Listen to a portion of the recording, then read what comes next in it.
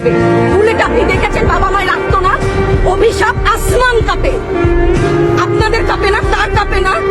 অভিশাপের ভয় হয় না? বুকগুলা চাচা হয়ে গেছে আমার সন্তানদের।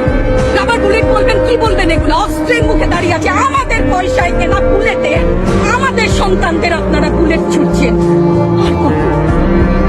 আর কত পুলিশ ভাইদেরকে বলি, ভেতরে তো আপনিও মানুষ, পুলিশ ভাই বলি না, ক্ষমা করবেন, মুখ থেকে বার হয়ে গেছে। তাদের ঘরেও সন্তান আছে, তাদের খোলসের ভিতরেও মানুষ। যারা এখনো ঘরে আছেন তারাও জানেন আর কতদিন ভয় পাবেন। ভয়ই একটা মারবেন 10টা আসবো, 10টা মারবেন লক্ষ আসবো।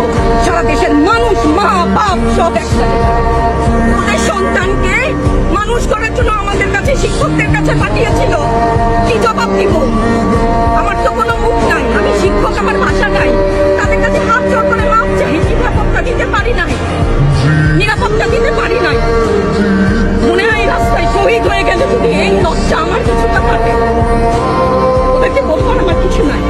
আমি হিজাব করি বলেন আমি হচ্ছে কে জঙ্গি, আরো বলেন না যারাই প্রতিবাদ করছে জঙ্গি। হ্যাঁ, 71-এর সময় জঙ্গি এক যদি চেহারা অমন হয়, 24-এর জঙ্গির চেহারা এরকম হবে। তাহলে দল করলেই কেন, দল করার এটা স্বীকৃতি দিতে হবে না? দল করলে ক্ষতি কি?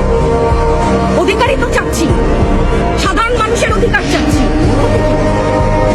কেন বারবার আমাদেরকে এই কথাটা শুনতে হয়? এই বিভাজনের সুযোগ তো তারা বারবার নিয়েছে। আবার কেন? পিছু হটবা না, ভয় পাবা না। তোমাদের শিক্ষক আমরা লজ্জা পাই, তোমাদের থেকে শিখেছি। তোমরা যেমন আছো আমরাও আছি। যতদিন না 9 দফা ওদের মানা হয় ততদিন মাঠ থেকে সরবো না। কেউ নিরাপদ না তো। আপনি নিরাপদ? সংবাদ কর্মী আপনি কি আত্মসম্মান বিসর্জন দিয়ে বিভিন্ন নিউজ, লেবুর বাম্পার ফলন নিউজ করতে হচ্ছে না?